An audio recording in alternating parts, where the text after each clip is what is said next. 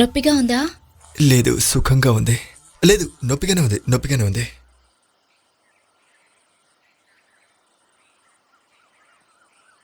అవును, మీ పేరేంటి? తాతు. మంచి పేరు. ఇంతకీ బంగ్లాలో ఎవరికోసం వచ్చారు? అయ్యో, ఎవరికోసమో కాదండి. ఒకతను కనిపించలేదు, అతను వెతుక్కొనొచ్చాను. ఏం చేస్తాం, అవసరం నాది కదా. జాగ్రత్తగా ఉండండి. ఎందుకు? భయపడ్డానికేమీ లేదు, కానీ సస్పెన్స్ ఆపే విషయం ఏంటో చెప్పమ్మా.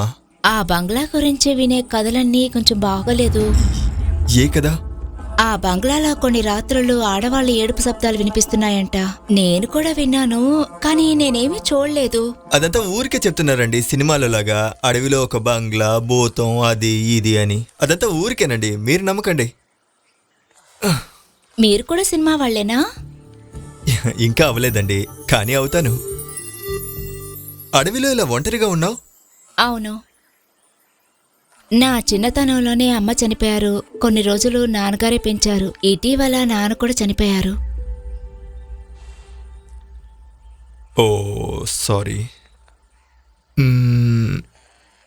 కాదు, ఏంటి ఇన్ని పుస్తకాలు? నువ్వు చదువుతావా? కొంచెం కొంచెం చదువుతాను, కానీ ఇవన్నీ నావి కాదు. మరి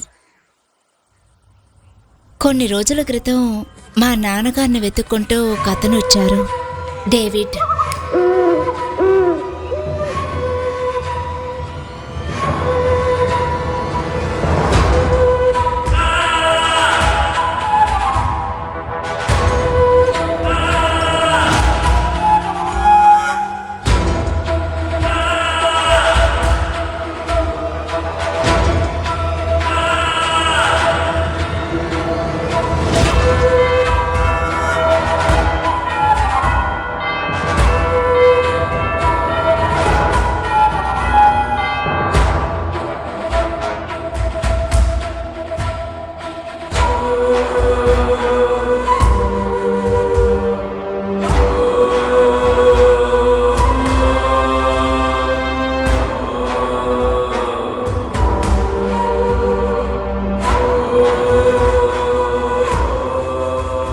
అద్భుతాలు, తీరని రోగాల గురించి ఈ పుస్తకంలో రాసుంది.